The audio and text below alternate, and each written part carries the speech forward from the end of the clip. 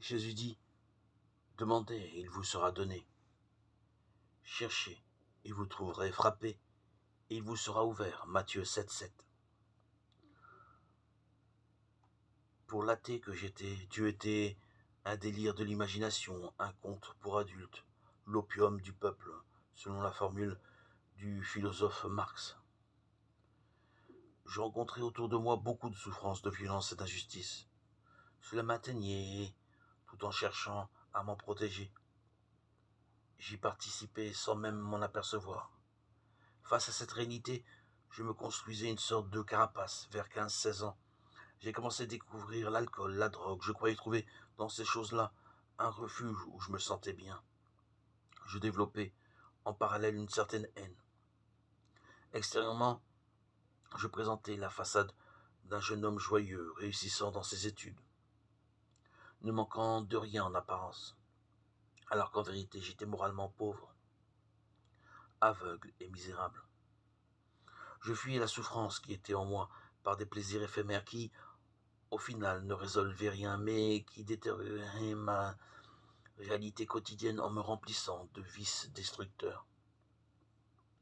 Vers 20 ans, j'ai fait la connaissance d'une camarade d'études chrétien qui lisait la Bible dès qu'il avait un moment libre. Je voyais bien que les autres élèves le considéraient d'emblée comme le membre d'une secte. De mon côté, par curiosité, par honnêteté intellectuelle, je voulais savoir ce qu'il avait à dire. C'était l'occasion d'en savoir plus sur ce Dieu auquel je ne croyais pas vraiment. Dans le fond, je voulais plutôt lui poser des cols et balayer une fois pour toutes ce sujet. Ses réponses à mes questions me subjuguaient car je les trouvais vraies et pleines de sens. Cela éveillait en moi une soif d'en savoir plus. Alors je lui ai posé la question, admettons que ton Dieu existe, comment faire pour en être sûr, pour le rencontrer? Il m'a simplement répondu, Dieu dit dans la Bible que celui qui le cherche de tout son cœur le trouvera.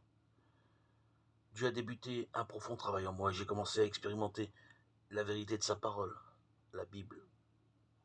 Elle devenait pour moi de plus en plus vivante et je pouvais voir sous mes yeux sa puissance. Aujourd'hui, je suis en paix, libéré de tout mon passé. Jamais je n'aurais pensé ou voulu intégrer une assemblée d'authentiques croyants et encore moins me faire baptiser. Et tout cela, je l'ai fait par conviction. C'est miraculeux. Car ce chemin n'est pas facile dans un monde où les valeurs morales sont inversées, où le diable ne se cache même plus. Mais avec Jésus, tout change. Le Dieu de paix, par la connaissance de son Fils Jésus-Christ, est venu combler le vide qu'il y avait dans mon cœur. Avec douceur et patience, il m'a transformé petit à petit par son esprit et sa parole, malgré mes nombreuses faiblesses et tous mes défauts. Même s'il est parfois difficile de laisser Dieu faire disparaître notre orgueil, il transforme toujours le cœur de celui qui se confie en lui.